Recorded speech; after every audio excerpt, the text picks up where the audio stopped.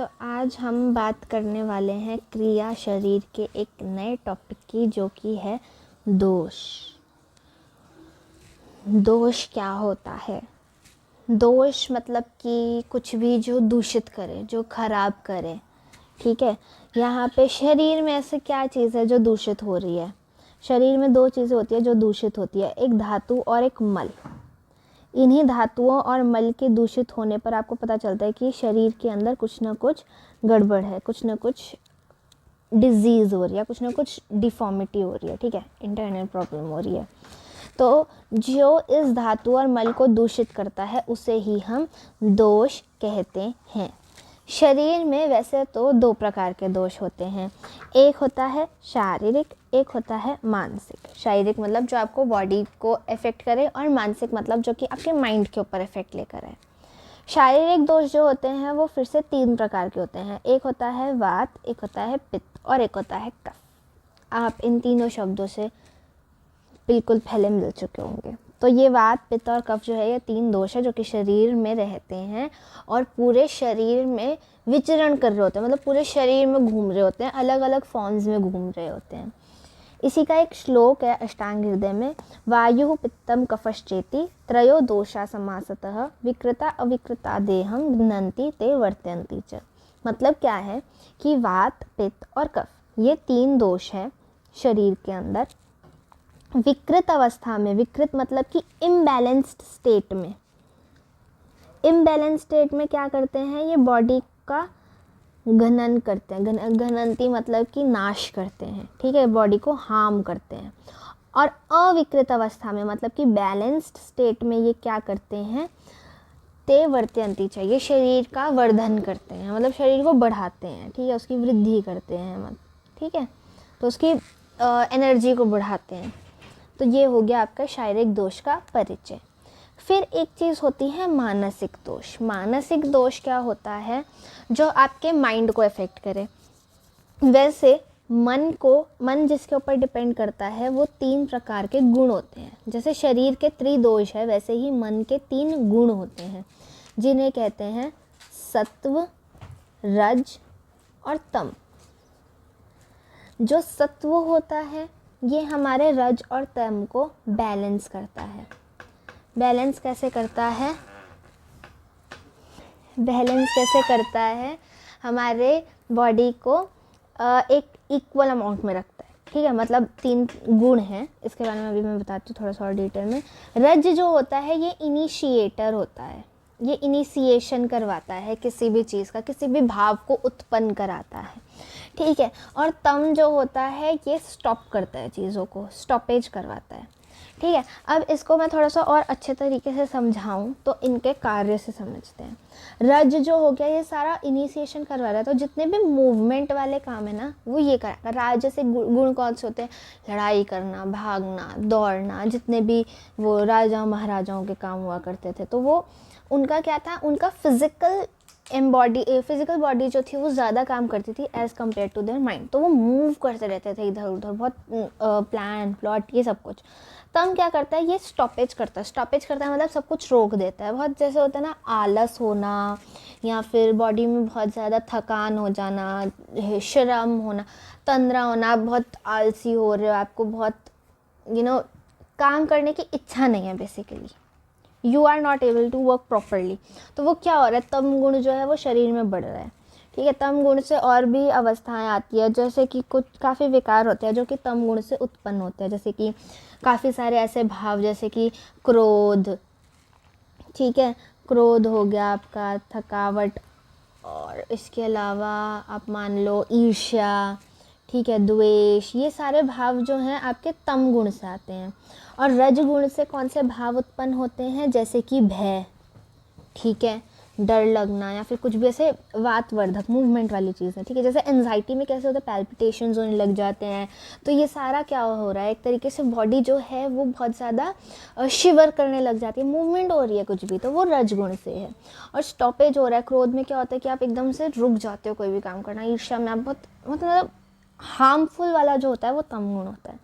सत्व गुण जो होता है ये बैलेंस करता है, जैसे कि तप करना, ज्ञान करना, जाप करना, ठीक है।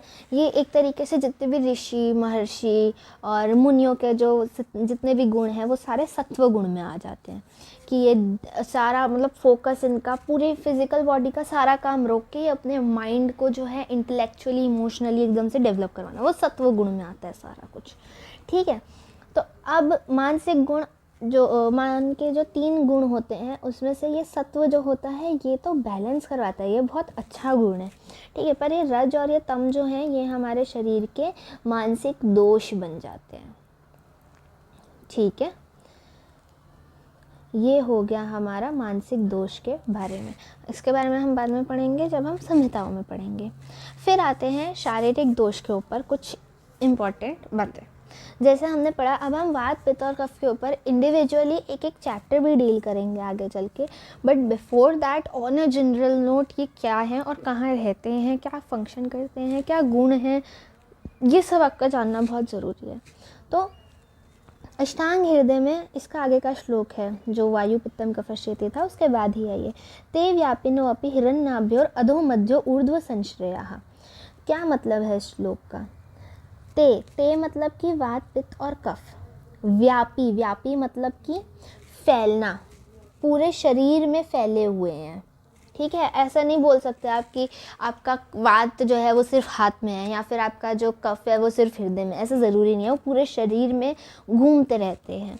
ते व्यापिनो अपि हिरण्यनाभ्योर, हिर जो है वो आ रहा है हृदय के लिए, ठीक है। और नाभ्यो जो है ये आ रहा है आपकी नाभि के लिए, ठीक है। फिर है अधो मध्यो ऊर्ध्व। अधो मतलब नीचे, ये संस्कृत टर्मिनोलॉजीज याद रखनी पड़ेंगी। मध्य मतलब बीच में, ऊर्ध्व मतलब ऊपर, संश्रयः मतलब यहाँ पे सबसे ज़्यादा पाए जाते हैं, ठीक है। तो यहाँ पे ते में क्या था, सबसे पहले वात था, फिर पित्त था, फिर कफ था, ऐसे ही था। तो हम यहाँ पर इसको इसी सीक्वेंस में पढ़ेंगे। नीचे, नाभि से नीचे तो पहले कौन आया, वात, तो हम वो देखेंगे। फिर पित्त बीच में, हृदय और नाभि के बीच में, और कफ कहाँ पे, ऊपर, हृदय से ऊपर, ठीक है। फिर आ जाओ अपने गुणों पर। वायु के गुण क्या क्या होते हैं? रूक्ष, रूक्ष मतलब ड्राई। लघु, लघु मतलब लाइट। शीत, शीत मतलब कि कोल्ड। खर, खर मतलब कि जो रफ होता है वो। सूक्ष्म, सूक्ष्म मतलब कि वायु कैसे होती है, छोटे छोटे होल्स में भी चल जाती है। सूक्ष्म मतलब स्मॉल, तो स्मॉल होल्स में भी मतलब चले जाए। और चल मतलब कि मूविंग, ऑलवेज मूविंग, ठीक है। तो ये है वायु के गुण, ये बहुत इजी है समझने के लिए। ड्राई मतलब कि बहुत ज़्यादा रुक्ष होती है, मतलब कि बहुत ज़्यादा, आप उसको जब किसी उसके ड्राई मॉलिक्यूल्स को देखोगे तो आपको पता नहीं चलेगा वो ड्राई होते हैं। और अब कभी ड्राई को आपको उसके साथ कंपेयर करना हो स्निग्ध वाले के साथ, रुक्ष का ऑपोजिट स्निग्ध होता है, तो उसका क्या मतलब हुआ कि वो बहुत ज़्यादा चिपचिपा होगा, ठीक है। जैसे आप ये देखो, पित्त और कफ ये दोनों ही स्निग्ध होते हैं। इनका क्या है, ये ड्राई है तो ये स्मूथ होंगे, ठीक है। फॉर एग्ज़ाम्पल आप ले लो इसमें तेल या घी, तो वो कैसा होता है, एकदम चिपचिपा, हाथ पे रह जाता है। पानी वो कभी नहीं रहता आपका, एयर कभी नहीं रहती, ठीक है। लघु, लघु मतलब लाइट, लघु का ऑपोजिट है गुरु, कफ का, ठीक है। तो ये कैसा है, ये लाइट है, तो ये क्या है, हैवी। फिर शीत, शीत का मतलब आपको पता है क्या होता है,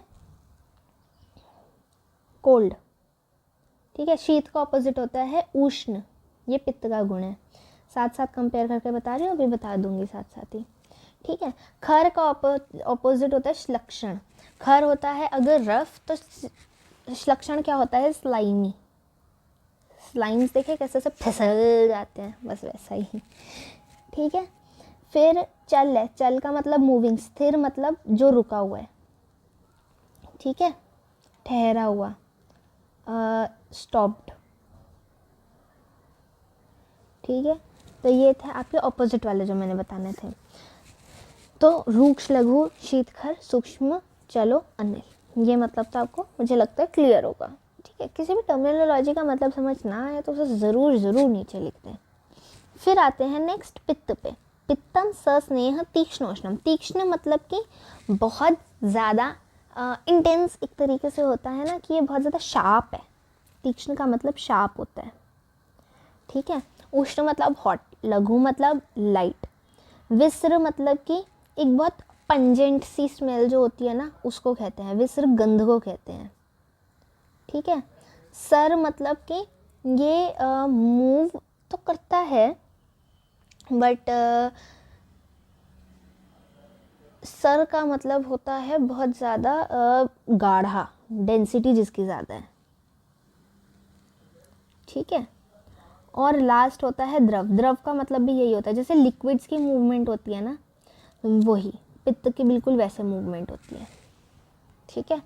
मंद, मंद का मतलब होता है बहुत स्लो। और मृत्सन का मतलब होता है स्लक्षण की तरह, स्लाइमी, ठीक है। तो मैं एक बार फिर से बता देती हूँ।